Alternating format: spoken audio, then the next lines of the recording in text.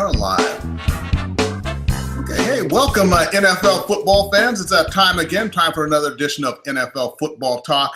I'm your host, Charles E. Smith Jr. This is an Inside Sports production presented by Humanica Media, and we're all the way up to Week 8, which means everyone's played 7 games here, except for a couple of teams, but we're going to go ahead and break everything down for you, the latest injury updates, which teams are trending which way, and we'll see what happens here. But as you know, I do not do this show alone. I do enlist the help of the very, very best.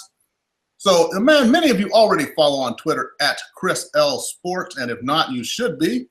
Here he is, a proud graduate of Rutgers University, and as I always say, and it is absolutely true, my very favorite East Coast intellectual, none other than Chris Lardieri. Chris, what's happening out there, man?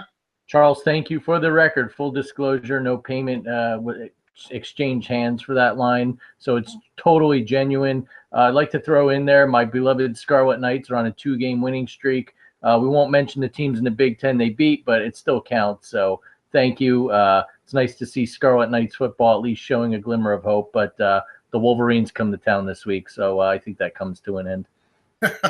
We shall see. Well, you know what? It's been, by the way, cooled down a little bit. 106 out here in Southern Cal. That's ridiculous yesterday. I think you're used to that kind of weather out there where you are, right? You're further inland, correct? So you kind of laughed at 106. Right. So typically what you saw last night at Dodger Stadium for Game 1, that temperature was the same where it is where I live in my undisclosed location. So it's at least a good, 10, 15, 20 degrees colder there and out towards the coast. So we suburbanites here in the valley and inland areas laugh at you guys who have to deal with the heat a couple times a year. Okay, well, let's get down to it. In Week 7, we had, Aaron Rodgers went down to injury, and then this past week, a couple more go down. Carson Palmer, quarterback of the Arizona Cardinals, he's down with a broken arm, probably going to miss the rest of the season. You would think with Drew Stanton there, the team is going to nosedive, so I can't see him coming back for a couple of games. And also, he's 36, 37 years old now, so that may be the end of him. And also in Miami, that's my favorite squad, as everyone knows, Jay Cutler goes down with cracked ribs. Of course, the entire crowd cheers. And then Matt Moore comes off the bench, leads a comeback. They were 14 down. Matt Moore leads the comeback. They win it down the stretch with another big defensive play. And so things are looking pretty good in Miami. And then also, now, this guy is obscure but shouldn't be. Joe Thomas, left tackle for the Cleveland Browns. He has an 11-year career, had never even missed a snap. He had played over 10,000 snaps consecutive. He tore a triceps muscle. His career actually may be done. We don't know. But when you look at his numbers, all the Pro Bowls, I think 10 straight Pro Bowls, 8 times All-Pro. He's got numbers that are up there with like the Jonathan Ogdens and Willie Roast of the world. But because he protected, who knows, probably 22 just garbage quarterbacks, he is the least known left tackle in the league, even though he's headed to the Hall of Fame. But it's too bad that they never gave him a decent quarterback to protect. But Joe Thomas just had a great career in Cleveland. And when he goes in the Hall of Fame, he's going to be the first Cleveland Brown inducted into the Hall of Fame since Jim Brown? Yeah, we're saying Jim. I got to go with Jim Brown, too. Yeah, I don't think Sam Rutigliano or Brian Siper are in the Hall of Fame. But, yeah, really, kind of went under the radar. But the Cal Ripken of this sport. And, what's even more sad is over the last few years, there were rumors that he would get traded to a contender. The Giants definitely could have used him for one, but there were a lot of teams that were interested, and they never traded him. So the guy, I don't want to say toiled in obscurity, toiled in misery, I think, in Cleveland. So props to him. I'm glad he got some form of recognition. I hope this isn't the end of the line for him. Okay, so, looking at some of these teams, we just take a look at some of the other games. The big game was a Super Bowl rematch, which was the New England Patriots against the Atlanta Falcons, obviously. The Patriots just rolled them 23-7. And also Jacksonville, they keep their curious win-loss pattern going. Without Leonard Fournette, 27-0 over Indianapolis. Can you make really a lot of sense of take New England first and then go to Jacksonville? What do you think about it? Especially Jacksonville, without Leonard Fournette, without their hammer, and they go out there and just completely destroy the Indianapolis Colts. Yeah, I don't know if there's really a trend to be derived here, but I will tell you this. Look at their opponents. It appears to me as though the Colts, and they're thin and they miss Andrew Luck, have all but given up on this season and or their coach, Chuck Pagano. I mean, they showed some signs of life, but the last couple games, they really look like they've mailed it in.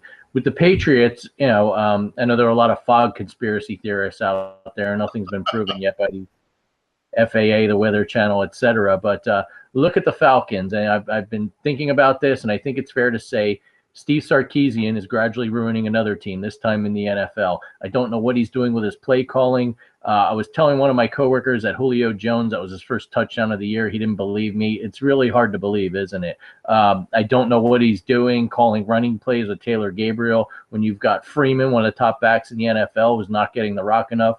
Matt Ryan looks either confused or mediocre. Honestly, I just don't even know if it's his fault at this point. But that team's a mess offensively, and they may need to yank the play calling from him. So the fact that you and I picked the Falcons, we thought it'd be a high-scoring game. I mean, the under came in and it was a dud. So I think a lot of people were surprised by that, and I think the Falcons. We said they're probably going to come back down to earth, but props to you. Look who's in first in the NFC South, the New Orleans Saints. Yeah, it's true. The Saints, they just keep on rolling along. And then, the Rams last week, they take care of business against the Arizona Cardinals. They continue to get stronger and stronger and stronger. And I just like the way they're trending. And we have to remember, like I said last week, I'm almost all in on the Rams. When they won their first Super Bowl in history, remember the season before that, they were 4-12. And this year, we're looking at last season, they were 4-12. And they just keep on getting stronger. But a team that may have something to say about that, also coming out of nowhere, and I like that they were in the same draft class, Carson Wentz, who was quarterbacking the Philadelphia Eagles. They beat Washington 34-24 on Monday night. And the best thing is, in December, we're going to get a clash of the Philadelphia Eagles and the Los Angeles Rams right here in LA with those two quarterbacks. The stars are aligning perfectly. Absolutely. Funny you mentioned, I was talking about that with a big Rams fan today named Han, and he brought that game up, and who would have thought? And immediately we both reverted to our usual Cleveland Browns jokes and how they continue to pass on quarterbacks. But yeah, that should really be an interesting game. Who would have thought that going in? One thing I want to say about the Eagles, they're 6-1. Everyone's going gaga over them. I looked at their schedule. They lost to the Chiefs, which are a good team. They squeak one out against the Panthers. Other than that, none of their opponents have a winning record. So I'm going to be a little bit of a skeptic here. Believe it when I see it. The NFC East is when the Eagles go on the road and beat a team like the Rams, or beat another team with a winning record and not the 49ers like this weekend, I'll start to be a believer. It's nothing against Carson Wentz. I think the defense is playing well, but Jason Peters, left tackle, done for the year. I think that's going to be a big loss for them. So great story right now heading into the first half of the season, but let's see what happens in November and December. But regardless, that already looks like a compelling matchup in the Coliseum. Yep, fantastic. And then, you talk about that, and one of the teams we're going to go when we get into our pick segment is the Dallas Cowboys. They're sitting at 3-3. And, they had a big win over the 49ers, but wait till you see the combined record of the three teams that they've beaten so far this season. So, but Los Angeles Chargers take down Denver. Denver seems to be in a free fall of sorts. And then also kind of under the radar, Baltimore, a complete nosedive in the AFC North. I think up this last game, losing to Minnesota 24-16. I think Flacco only had, 140 yards passing, or something like that, in a league where you can't even cover receivers. That sounds ridiculous. And then even further under the radar is Tampa Bay Buccaneers in the NFC, who are supposed to do something this year, and I think they're sitting at 2-4 right now. So a lot of teams. That's why it's hard to make these picks. We do the previews for the season and pick these teams. You just never know how things are going to gel. That's why there's the beginning of the season, you got to reevaluate mid-season, and then right before the playoffs, you do a reevaluation again. It's not cheating or anything, but in this era of free agency and new offensive coordinators and everybody switching places there, going here, going there, you never know who's going to gel exactly right. Yeah, and don't forget the almighty injuries. I mean, that can change things on a dime. Just look at the Green Bay Packers. I mean, everyone thought they were going to coast to the NFC North title, and now with 1 week of Brett Hundley under their belt, not so optimistic. Yeah, that's true. So a lot of things just up for grabs, and yeah, that's that division. Also, the NFC South, we don't know what's going to happen there. So before we get into, we do a couple of segments. We got the pick segment coming up, and we got our Gambler's Delight segment, and then we got some great fantasy football advice, which, by the way, Mr. Lardier has been spot on all year long with that fantasy football advice. But Chris, before we get into those, you got some wisdom you'd like to share with the fans out there. Yeah, absolutely. Everyone knows I'm a big fan of the NFL. I've been watching for many, many decades, longer than I care to admit as old I am, but I digress. This past week of football was utterly boring and at some points atrocious. I mean, you had 3 shutouts, and I believe at this point last year, I think there may have been 3 the entire season. So not a heck of a lot of scoring. You factor in the injuries, I get it. You factor in some trips to London. I don't know if teams just seem to, one of the 2 teams always seem to mail it in, like the Cardinals appeared to, but just some ugly football. And, heading into the next 2 weeks, we've got, I think, 6 teams on bye this week and a bunch the following week. I'm not quite sure what to make of it, but a little bit of a lull here. I'm hoping things pick up, but you made a great point earlier with the kind of the loosening of defensive rules, and you don't see the hand checking and the bump and run like you used to back in the 70s and 80s. These teams should be scoring. I don't know what we blame it on, deflated footballs, inflated footballs, but some really anemic offense in the last week. And it's a good week to sleep. I mean, it was my my lovely wife's birthday. We went out of town for the night, and I got to tell you, I'm glad we did. It was perfect timing because just watching that Giants Seahawks game alone was enough to put you back to sleep on a Sunday afternoon. Yeah, that's true. And then remember, even though it was almost a week ago, because we're doing the show right now on Wednesday, October 25th. So as far as we know, Ezekiel Elliott's still going to be playing, but that's subject to change without notice. But Oakland last week, they kind of had a get-right game. We don't know if that'll carry over or not, but the scintillating 31-30 Thursday night win over Kansas City when it took, I don't know how many, 5 plays down the stretch. But no monkey business by the officials. Everything was called perfectly with that many plays down the stretch. But the thing is, they're going in to this weekend with Marshawn Lynch sitting out a 1-game suspension for his shenanigans kind of during that game. So we'll see if that was kind of the Oakland Raiders getting right, or was it just fluky? And then we got to look at the fact that the Kansas City Chiefs have suddenly lost 2 games in a row after looking like world beaters. Yeah, the AFC West could really be wide open. I know a lot of people are down on the Broncos now, but if they could get some decent quarterback play, they'll get back in it. And, the Chargers, everyone had written off, now on a 3-game winning streak. So I think it's still a competitive division. We all know Andy Reid and his MO. He loves to give leads or games away. So anything's possible. Don't give up hope. Okay, here we go. So let's go ahead and get into the picks of the week for Week 8. What we do is we take 5 of the more intriguing matchups, and we give you our kind of our opinions on who may win or lose. Pretty good doing on the season here. Last week I went 4-1 with my picks. I'm 27-8 on the year. Chris went 3-2, and he's 20-15 on the year. So we'll go ahead, and Mr. Lardieri, you can go ahead and break down the first game for us, which is Oakland at Buffalo. Yeah, the aforementioned Raiders, 2.5-point underdogs, head into Buffalo. We all know the Raiders, when they travel east, could be a little bit dicey. Earlier this year, in opening weekend, they beat the Titans, but remains to be seen how they will fare. I think they have the Dolphins next week, and they'll be staying back east. But the Bills really one of the surprise teams this year. Sean McDermott implementing his Panthers defense. This is a team that traded away Sammy Watkins and kind of thought they were throwing the season away to do a rebuild. Right. They hung on to beat the Buccaneers last week. Shady McCoy woke up, and Tyrod Taylor, whoever wanted to put on the scrap heap, played a nice game. And he may not be the most stellar quarterback, but he runs, he throws, he manages the game. I'll take him over Blake Bortles any day. I do think while it was impressive that the Raiders won, I'm going to continue with that trend and say, a trip east is tough, especially going up against this up-and-coming Bills defense. I'm going to go with the Bills. I think they've got a lot of momentum. I think at the end of the day, while he hasn't been producing much, they are going to miss beast mode just because do you really trust Richard in Washington or some running back? You shut the pass down on the Raiders. I think they're a beatable team. Yeah. I think so. And, I'm going to go ahead with you on that. We'll see if because what I did like was the Raiders' play calling was a lot better than it's been in the past month or so when they beat the Chiefs. They're more aggressive. We'll see if that carries over, but you do kind of have to go with the known quantity here, which is the Buffalo Bills, the strong defense. They got a good run game. We'll see what they can do, but I look for this to be a close contest, but I'm going to go with Buffalo also. They're going to beat them close just like they beat Tampa Bay last week. So Oakland still trying to get right and still think something's going to happen with as far as the offensive coordinator. We'll see what's happening. Maybe Del Rio's lit a fire under, but we shall see. I'm going with Buffalo as well. Now, given your stellar record, I'm glad we finally agree, Charles. Okay, and then two teams, who knows what to make of it. The Carolina Panthers, who are a 2-point underdog going into Tampa Bay to play the Buccaneers.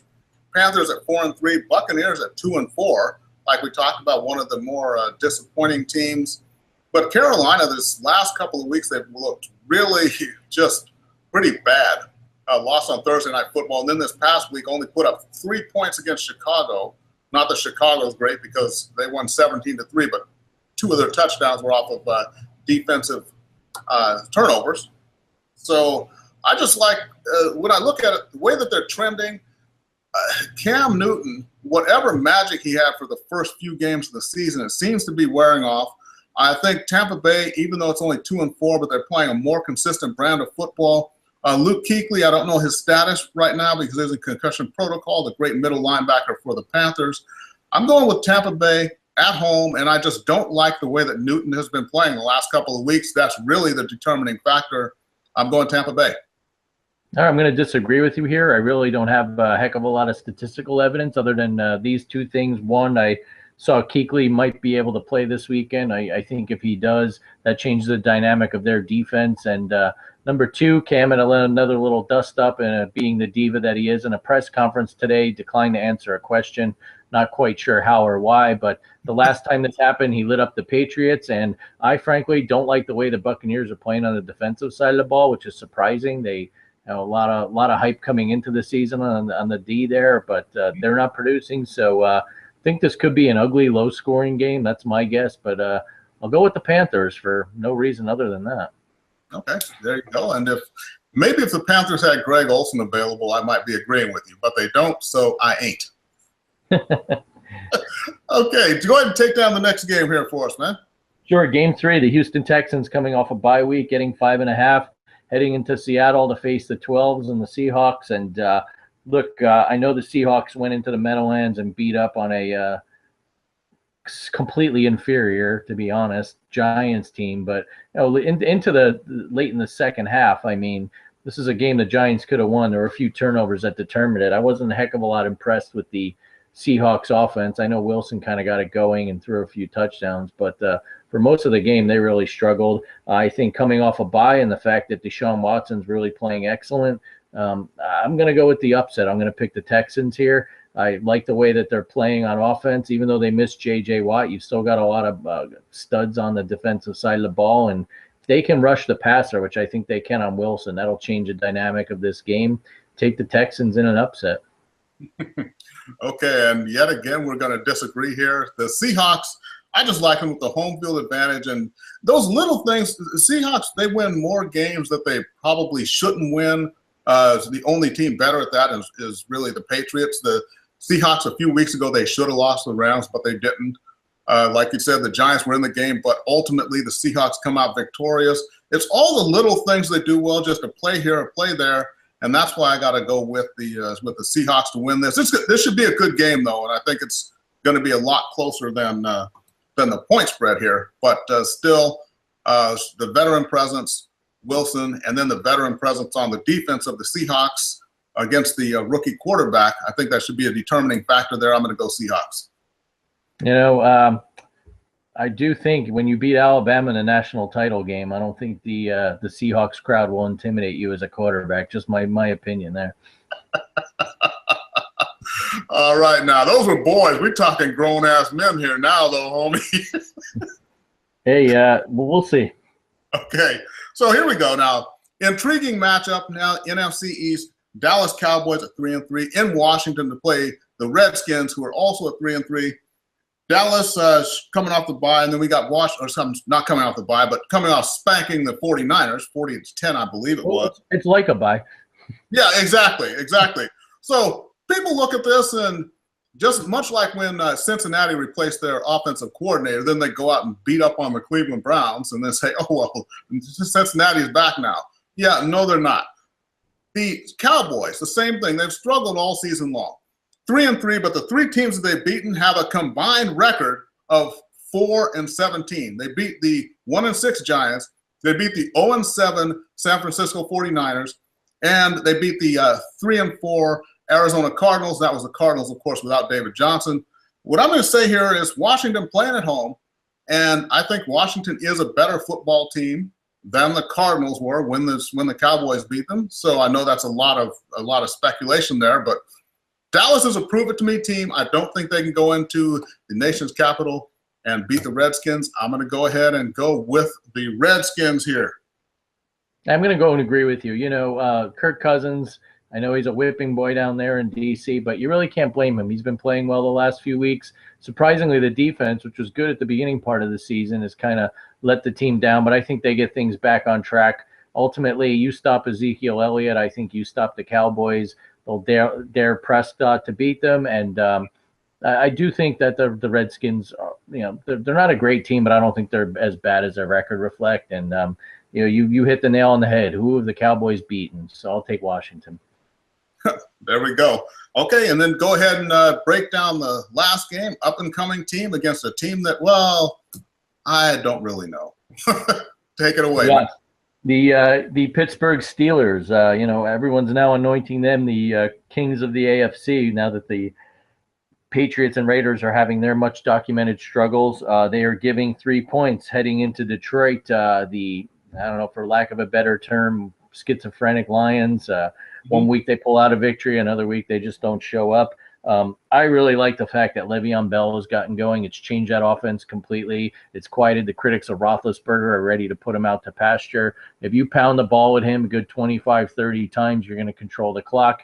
You're going to free up the pass, and I think Roethlisberger, Martavius Bryant wants to be traded. He's got other options besides Antonio Brown. You look at Juju Smith-Schuster. I think even though they're favored going on the road, that doesn't mean anything to me. I think the Steelers win this game. Detroit, like we said, we really don't know who they are, but bottom line is I don't like the way they're playing now, and they're running into one of the strongest teams in the NFL. Steelers is the pick. Yeah, I think so. And, the Steelers coming off just destroying the Cincinnati Bengals last week, 29-14. And as I predicted last week, I talked about the Bengals defense, and Vontaze Burfict up to his same stuff. He mule kicks Roosevelt Nix in the head. No penalty called, no fine from the office, no nothing, because that's just who he is. That's kind of, I guess it's okay. But Bengals, that's another team just headed down. But Pittsburgh, as I said, as soon as they make up their minds that they want to truly rule the AFC, they will do it. I think that's been done, and I think Detroit is really going to pay the price here. I'm going with the Steelers as well. Good to agree again, Charles. I need anything to help my mojo. Okay, there we go. So that's the game's 5 intriguing matchups. By the way, I'm going to love watching my Miami Dolphins play Baltimore prime time on Thursday night. We didn't pick that game. We'd have both said Miami. There's no drama there. Right, Chris? Absolutely. When we get into our Gambler's Delight pick, I kind of wish this was a Sunday game because I had to do a double take. The Dolphins, am I correct, are getting 3 points? Did I miss something, or is my phone acting up? I really, can't figure that one out. That's a real head scratcher, to say the least. There we go. Okay, so the Gambler's Delight special for some of those who may not follow us regularly. Well, what we do is we take one game where if you were in Vegas, you have $20, you buy the sports book, you need to place a bet. Got to be a football bet, of course.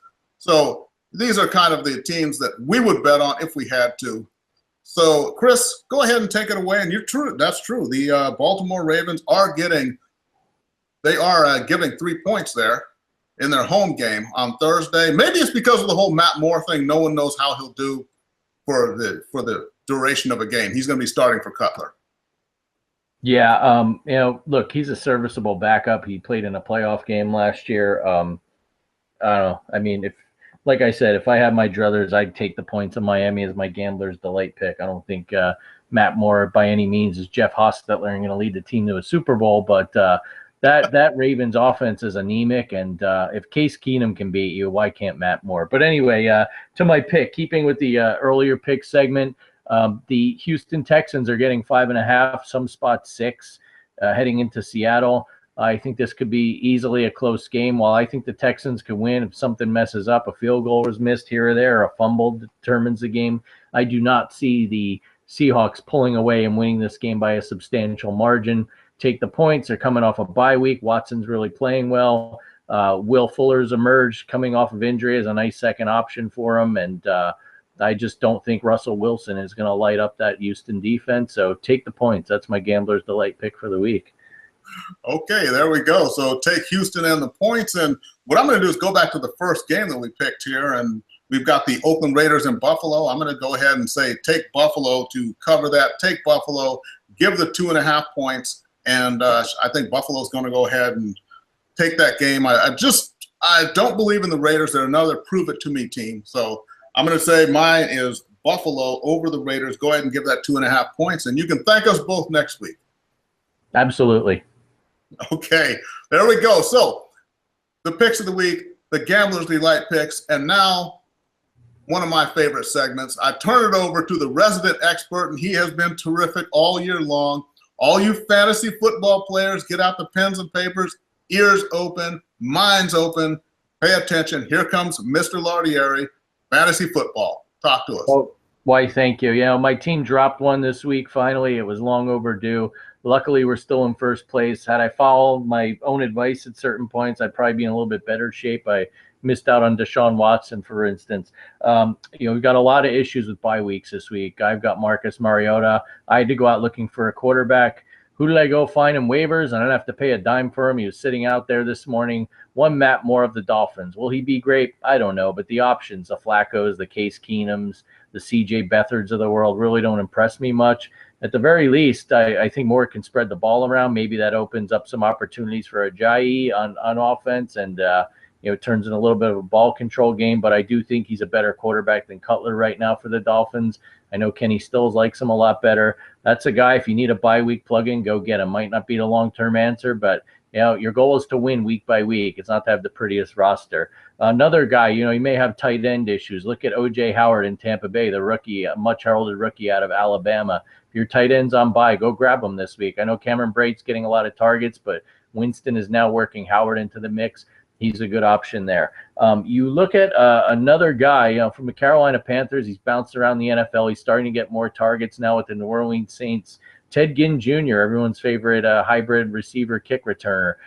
Breeze has been looking for him with Willie Snead being hurt and not being in the mix, and Kobe Fleener always letting you down like he did to me last season, for instance.